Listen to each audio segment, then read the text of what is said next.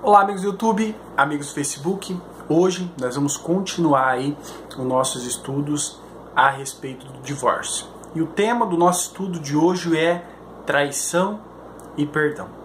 Sem sombra de dúvida, a maior causa de separação, de divórcio entre um casal é a traição. Realmente, quando uma pessoa é traída no seu casamento, realmente a tristeza, a raiva, o rancor, a mágoa, tudo isso toma conta daquele coração e realmente isso faz com que as pessoas se separem. E Satanás ele tem usado de todas as armas que ele pode para conseguir destruir a família. Ele usa novelas, rádios, jornais, mulheres promíscuas e as coisas fantasiosas desse mundo. E as pessoas têm caído por falta de fé, por falta de entendimento, por falta de comunhão com Deus, né? E é por isso que nós temos combatido aqui comunismo, é por isso que nós temos combatido essas ideologias do mundo que só vem para destruir a família. Devemos proteger a família. Então você me pergunta, no caso de traição, eu estou livre para me separar e casar de novo? No estudo anterior nós vimos que uma coisa é inegável. Deus odeia o divórcio. Deus odeia o divórcio. E Cristo, quando foi interrogado, olha, a lei não nos permitiu dar carta de divórcio?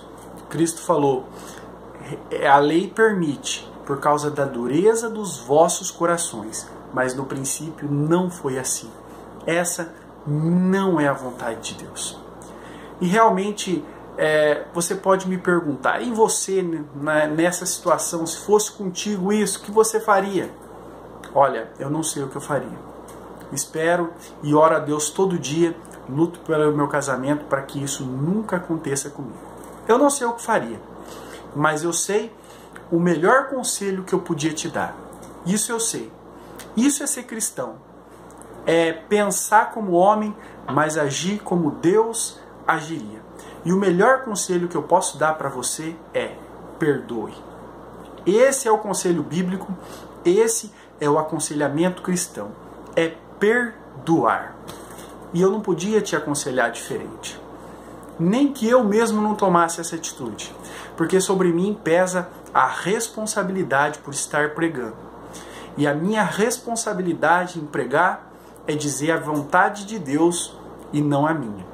É aconselhar como Deus manda e não como eu penso. E realmente a melhor opção é o perdão.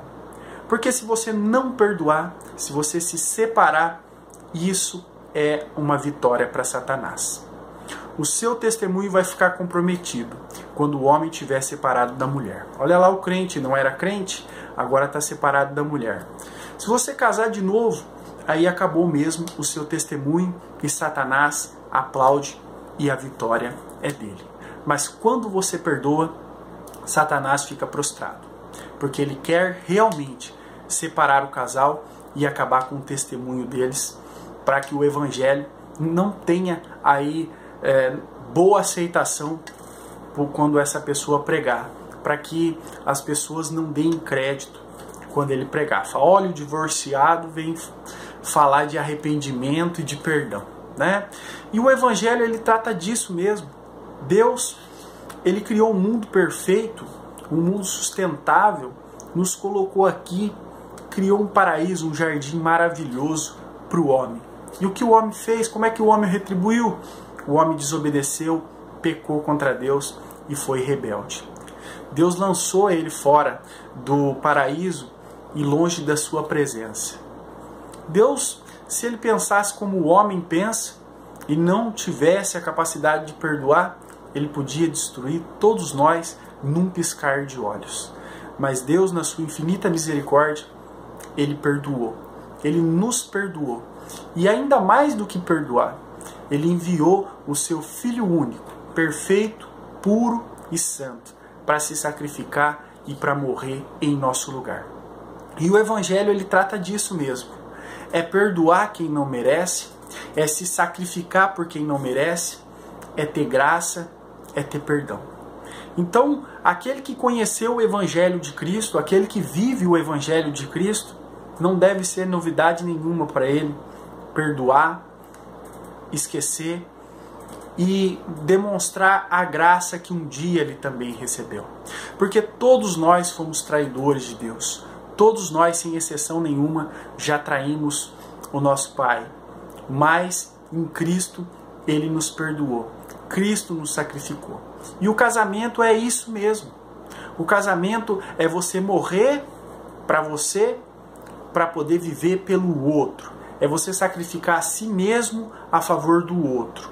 É você esquecer de si para se lembrar do outro. É você deixar as suas vontades para fazer as vontades do outro.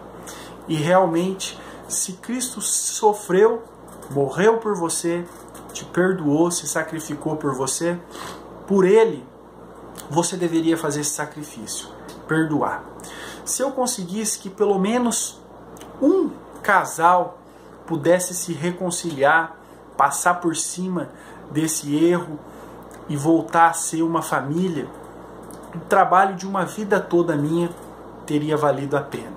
Esse seria o maior salário que eu poderia receber. E o aconselhamento que vem da parte de Deus, que eu posso trazer para você hoje com toda sinceridade, é: perdoe. Morra para si mesmo, se sacrifique, sofra pelo Evangelho. Muitas pessoas dizem que estão dispostas a morrer por Cristo. Muitas pessoas dizem que estão dispostas a sofrer tudo por Cristo. Então, quando você perdoa, para manter a sua família unida, para não calar o seu testemunho perante esse mundo, para não perder o seu testemunho como cristão, você está sofrendo por Cristo. Você está se sacrificando por Cristo. Você está matando o velho homem, você está matando o próprio orgulho, você está matando a si mesmo, se sacrificando por Cristo, assim como Cristo fez por você. E esse ensinamento é bíblico. A Bíblia nos ensina que o Evangelho trata disso. É de morrer para nós mesmos, para viver por Cristo. 1 Pedro, capítulo 4, versículo 12, Pedro ensina sobre o sofrimento que as pessoas deveriam passar por amor do Evangelho, por amor de Cristo. Vamos ler dos versículos 12 até o 16. Olha aqui, ó. Amados, não estranhei a ardente prova que vem sobre vós para vos tentar, como se coisa estranha vos acontecesse. Mas alegrai-vos no fato de serdes participantes das aflições de Cristo, para que também na revelação de sua glória vos regozijei e vos alegreis. Que nenhum de vós padeça como homicida, ou como ladrão, ou malfeitor, ou com quem se intromete em negócios alheios. Mas se padece como cristão, não se envergonhe. Antes glorifique a Deus nesta parte. Muitas vezes nós temos que padecer, sofrer por Cristo, por amor do Evangelho. Sofrer calado, aguentar um grande desaforo, um grande sofrimento, uma punhalada, para que o seu testemunho não caia, e para que Cristo não seja envergonhado, e para que Satanás não saia vencedor. Esse é o conselho que eu tenho para você, e esse é o que Deus espera de você. É o que Deus espera que você faça. Que ao invés de você se divorciar, fazer o que Ele odeia, que você perdoe e se mantenha firme. Porque um dia Deus vai te recompensar pela tua fidelidade. Aí você pode dizer o seguinte: mas Deus não compreende o meu sofrimento, Deus não compreende a minha dor, o que eu estou passando por causa dessa traição. Deus não sabe disso? Sim, Deus sabe o quanto é doloroso e o quanto é difícil para você. E Deus ele deixou isso expresso nas páginas da Bíblia. No livro de Ezequiel, no capítulo 16, nós vemos aqui a história de Deus comparando Israel a uma mulher. E ele diz que essa mulher estava abandonada, jogada à própria sorte. E ele pegou, e ele cuidou, e ele amparou ela, até que ela atinge a maturidade, a idade de casamento. E o que Deus faz com essa mulher? Ezequiel 16, capítulo 16, versículos 8, e vamos ler em diante. E passando eu junto de ti, vi-te, e eis que era tempo de amores, e estendi sobre ti a aba do meu manto, e cobri a tua nudez, e dei juramento, e entrei em aliança contigo. E vesti-te de roupas bordadas, e te calcei com pele de couros finíssimos, e te tingi com linho fino, e te cobri de seda, e te enfeitei com adornos, e te pus um pendente na testa, e brinco nas orelhas, e uma coroa de glória na tua cabeça. Foi assim que Deus fez para Israel, para o seu povo que ele escolheu. Ele pegou lá do Egito, na casa da servidão, e ele colocou, adornou, enfeitou e deu tudo do bom e do melhor.